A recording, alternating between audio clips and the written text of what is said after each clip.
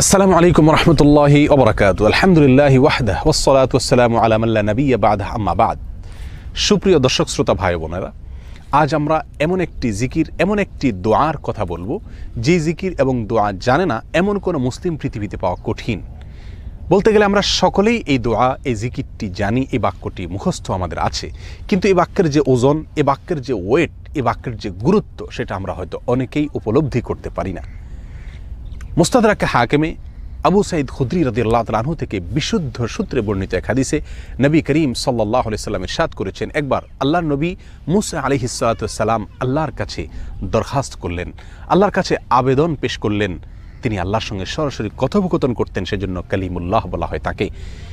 আল্লাহর সঙ্গে সরাসরি কথা বলতে গিয়ে একবার তিনি আবেদন করলেন, আল্লাহ আমাকে আপনি একটি জিকির, একটি দোয়া শিখিয়ে দিন, যে জিকির, যে দোয়া আমি সবসময় পাঠ করব, সবসময় আমল করব। আল্লাহ সুবহানাহু ওয়া তাআলা তখন মূসা আলাইহিস সালাতু ওয়াস সালামকে বললেন, কুল লা ইলাহা ইল্লাল্লাহ, হে মূসা আপনি লা ইলাহা ইল্লাল্লাহ এই দোয়াটি সবসময় পাঠ করবেন, এই জিকিরটি সবসময় পাঠ করবেন, এটা আপনাকে আমি দিলাম। মূসা আলাইহিস সালাতু ওয়াস সালাম কিছুটা আশ্চর্যান্বিত হয়ে আল্লাহ সুবহানাহু ওয়া তাআলাকে বললেন, আল্লাহ লা ইলাহা ইল্লাল্লাহ এটা তো এমন একটি বাক্য, এমন একটি জিকির, এমন একটি দোয়া যেটা সকলেই বলে, সব মানুষই বলে। আমি তো আপনার কাছে স্পেশাল কোনো দোয়া চেয়েছিলাম, বিশেষ কোনো দোয়া চেয়েছিলাম। আল্লাহ সুবহানাহু ওয়া তাআলা তখন মূসা আলাইহিস সালাতু ওয়াস সালামকে বললেন, হে মূসা, যদি সপ্ত আসমান, সপ্ত জমিন এবং এই দুইয়ের মধ্যে যা কিছু আছে সব কিছুকে, আল্লাহর অস্তিত্ব ছাড়া আর বাকি সব কিছুকে যদি একটি পাল্লায় রাখা হয়, একটি হাতে রাখা হয়, আর লা ইলাহা ইল্লাল্লাহ এই বাক্যকে যদি অপর হাতে, অপর পাল্লায় রাখা হয়, তাহলে লা ইলাহা ইল্লাল্লাহর পাল্লা ভারী হবে। এত ওয়েটফুল এই আমল, এত ওজনী এই আমল, এই জিকির। অর্থাৎ আল্লাহ সুবহানাহু ওয়া তাআলা মূসা আলাইহিস সালাতু ওয়াস সালামকে যে বার্তা দিলেন সেটি হলো, লা ইলাহা ইল্লাল্লাহর চাইতে ওজনী, এর চাইতে ওয়েটফুল, এর চাইতে ভারী, এর চাইতে শ্রেষ্ঠ, এর চাইতে মর্যাদাপূর্ণ কোনো জিকির আল্লাহর জমিনে আর নাই।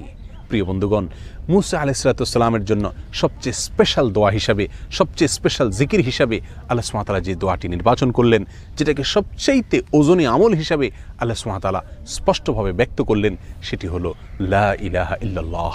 অথচ এই লা ইলাহা ইল্লাল্লাহ এটাকে আমরা খুব সাধারণ একটি জিকির মনে করি, খুব সাধারণ একটি দোয়া মনে করি, আমরা বিশেষ আমল খুঁজে বেড়াই। অথচ এর চাইতে বিশেষ, এর চাইতে স্পেশাল কোনো আমল আল্লাহর জমিনে আর হতে পারে না।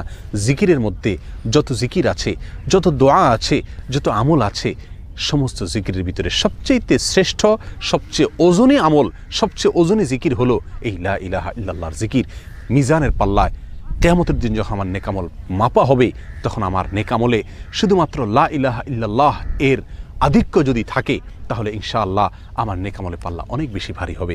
আসুন, চলতে ফিরতে, উঠতে বসতে, অবসরে, কাজের ফাঁকে সবসময় মুখ থেকে, অন্তরের গভীর থেকে লা ইলাহা ইল্লাল্লাহ উচ্চারণ করতে থাকি।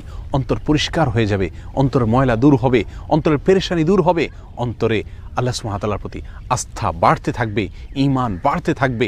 এবং লা ইলাহা ইল্লাল্লাহ এই জিকির আমরা যত বেশি করব, তত বেশি সৃষ্টি জগতের অন্য সব কিছু আমাদের কাছে তুচ্ছ মনে হতে থাকবে। সব কিছুর হারানোর কষ্ট আমরা ভুলতে থাকব। আল্লাহ সুবহানাহু ওয়া তাআলার কাছে আমরা খুব বেশি নৈকট্য অর্জন করতে পারবো। আসুন বলতে থাকি বেশি থেকে বেশি, অন্তরস্থল থেকে ঈমানের সঙ্গে লা ইলাহা ইল্লাল্লাহ।